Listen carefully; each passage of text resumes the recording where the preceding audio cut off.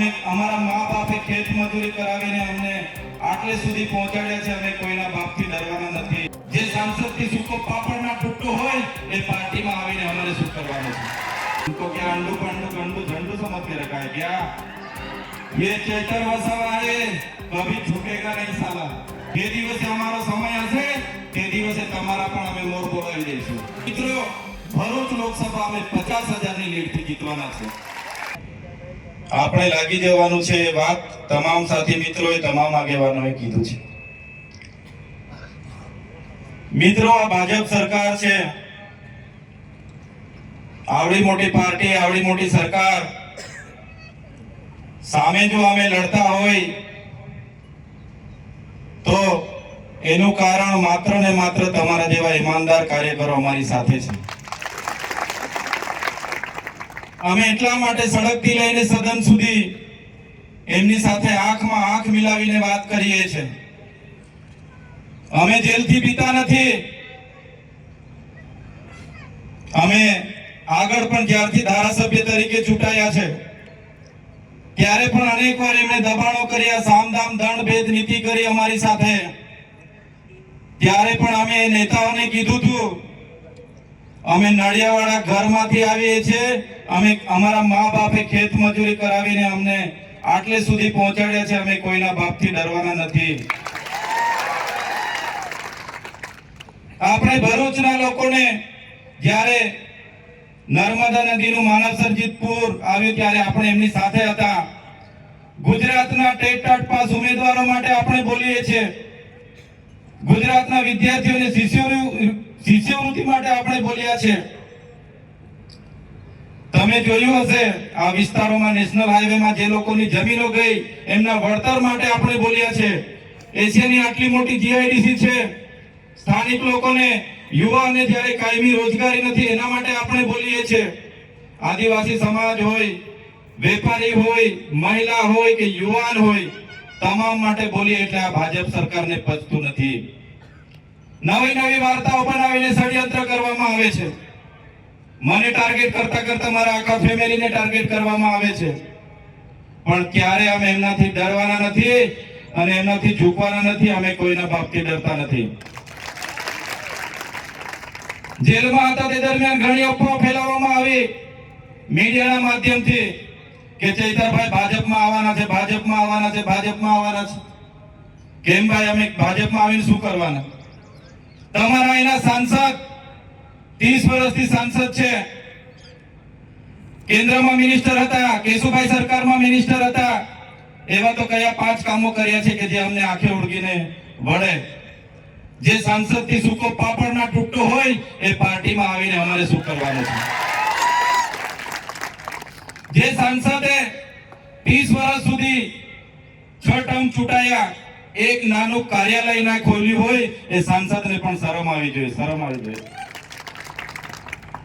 તો એફા ફેલાવવા વાળા પણ ભાજપ વાળા હતા. અમે એ લોકોને પણ કહેવા માંગીએ છીએ, અમે ભાજપમાં આવવા વાળા લોકો નથી, ભાજપ સામે લડવા વાળા લોકો છે. આજે તમારી સામે અમે લડીએ છીએ. અમારા ઈમાનદાર કાર્યકરો આજે ટૂંકા મેસેજથી ભરૂચના જુદા જુદા વિસ્તારો અને જુદા જુદા જિલ્લાઓમાંથી પણ અહીં આવ્યા છે. આજ અમારી તાકાત છે. ઘણા લોકોને હતું કે ચૈતરભાઈ એકવાર જેલમાં જશે પછી આ લોકસભા અમે જીતી જઈશું. એ લોકોને પણ આ મંચ પરથી કહેવા માંગુ છું, तुमको क्या लगता था नहीं लौटेंगे? तुमको क्या लगता था नहीं लौटेंगे? गलत. जब तक तोड़ेंगे नहीं तब तक छोड़ेंगे नहीं. हमको क्या अंडू पंडू गंडू झंडू समझ के रखा है क्या? ये चैतर वसावा है, कभी झुकेगा नहीं साला. હવે ચૈતર વસાવાનું નામ માન્ય કેજરીવાલ સાહેબ 1 મહિનાથી જાહેરાત કરી છે. ત્યારે મારી ગેરહાજરી હતી, અમે બધા જેલમાં હતા. પણ માન્ય કેજરીવાલ સાહેબ હોય કે આમ આદમી પાર્ટી હોય, એમને ભરોસો હતો તમારા પર અને અમારા પર. તમારા ભરોસાથી આ જાહેરાત કરી છે અને આટલી મોટી જાહેરાત કરી છે ત્યારે આપણે પણ હવે કામે લાગવાનું છે. લોકસભા જ્યારથી આપણું નામ જ્યારે જાહેર થયેલું છે, આ લોકો બધા ચોકડોળે ચોડેલા છે કે કોને મૂકીએ ઉમેદવારમાં કોને લાવીએ. એ લોકોને ખબર છે આ વખતે એમનો ગરબો ઘરે જતો રહેવાનો છે ભરૂચ લોકસભામાં. વારે ઘડે અમારા સાથીઓને, અમારા પરિવારને પોલીસ અને જંગલ ખાતાને આગળ કરીને હેરાન પરેશાન કરવામાં આવી રહેલા છે. એ ભાજપના નેતા હોય કે પોલીસના અધિકારીઓ હોય કે કોઈ પણ હશે, એ લોકોને બી કહીએ છીએ अपना टाइम आएगा, अपना टाइम आएगा. જે દિવસે અમારો સમય હશે તે દિવસે તમારા પણ અમે મોર બોલાવી દઈશું. આમ આદમી પાર્ટીના સૈનિક છે, માન્ય કેજરીવાલ સાહેબના સૈનિક છે. તમારે પણ બધાએ હવે જવાબદારી લેવી પડશે મારા વતી. આ લોકો તમે જોઈ લો, મને ટાર્ગેટ કરીને મારા પરિવારને પણ જેલમાં લઈ ગયા. જામીન મળ્યા તો જામીનમાં મારા મત વિસ્તારમાં પ્રવેશ બંધી આપી. ભરૂચમાં હું આવી શકું પણ અહીંયા રોકાઈ નહીં શકું એ શરત આપવામાં આવી. એક ધારાસભ્ય પોતાના વિસ્તારના લોકોના સુખ દુઃખના પ્રસંગોમાં નહીં જઈ શકે, એની આપવીતી નહીં સાંભળી શકે. એટલે આ લોકશાહીનું હનન છે. મારા આજે 2 મોબાઈલો જમા છે. આજે મોબાઈલો આપવામાં નથી આવતા. જ્યારથી હું ભરૂચ જિલ્લામાં પ્રવેશ કરું, પોલીસને સાથે મૂકી દેવામાં આવે છે.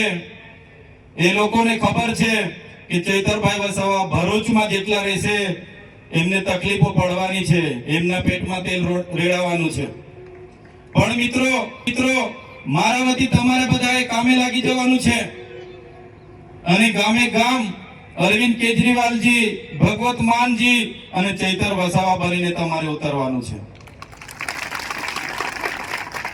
આ લોકસભામાં ગઠબંધનને લઈને ઘણા પ્રયત્નો ચાલુ છે રાષ્ટ્રીય કક્ષાના લેવલે. આવનાર સમયમાં એ પણ સત્તાવાર રીતે જાહેરાત થઈ જશે. પરંતુ આજેથી જ આપણે કામે લાગવાનું છે અને એમનો જે ટાર્ગેટ છે 26 માંથી 26 બેઠકો જીતીશું. ભાજપનો જે અહમ છે 5 લાખ લીડથી અમે જીતીશું. પણ એમને તમારે બધા છાતી ઠોકીને કહેવાનું છે ભરૂચ લોકસભા અમે 50,000ની લીડથી જીતવાના છે. વધારે વિશેષ નથી કહેવું.